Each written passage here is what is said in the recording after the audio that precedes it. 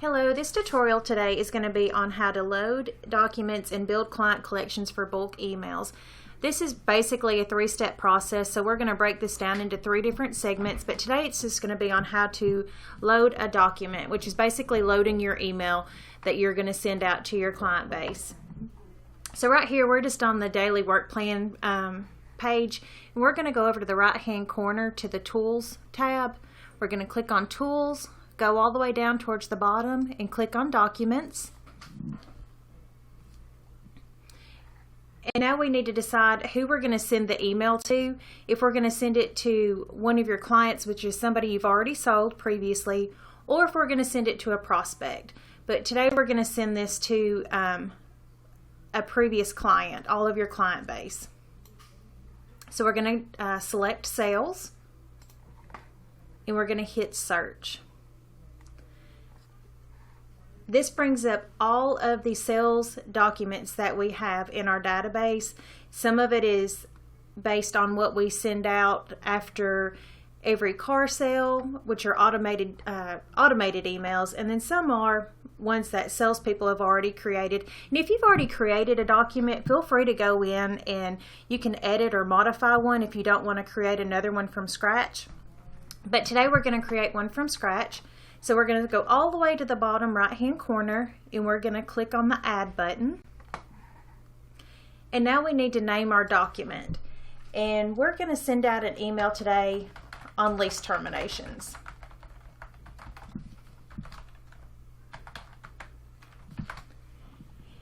And it will always be an email document type. And now we need to select the category, activity category. It will either be sales or prospect. And today it will be on sales because we're sending it to your client base. Your group business unit will always be Long Lewis, Ford, Lincoln, Volkswagen, Mitsubishi. Then we're going to hit continue. And now we're going to put your email together. But before you get your email loaded, always have a rough draft and give it to a manager for them to look at, read over, sign off on. It's always better to get a second opinion just to make sure you're not sending out anything that has typos or anything like that. So first off, we need to put something in the subject field that's going to be kind of catchy and not too generic, just so it doesn't get sent to a spam folder.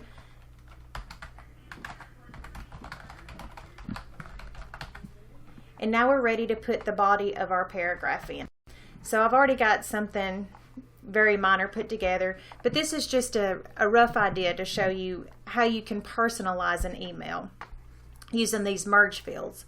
So this one basically says, hello, I wanted to remind you that the lease on your current vehicle is approaching its termination date. Don't worry, because there are several options available for you. So you can build on that. But first of all, we want to go in and we want to put in a salutation, just something to make it more personal. When they open up an email, they can see their name, so it doesn't look like it's just a canned email. So we're going to put in a merge field here, and we're going to go to your client name. So we're going to put in the client first name and business name. And now we're going to go in and we can actually put in the type of vehicle that they own. So we're going to go back to your merge field here, and we're going to scroll all the way down to the bottom. We're midway where the sales tab is, and we're going to scroll on down till we get to vehicle. So we're going to put in vehicle year, then we're going to scroll down to vehicle make and vehicle model.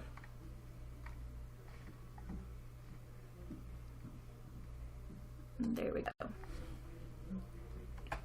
And now when they open the email, it's going to say, I wanted to remind you that the lease on your 2015 Lincoln MKZ is approaching its termination date.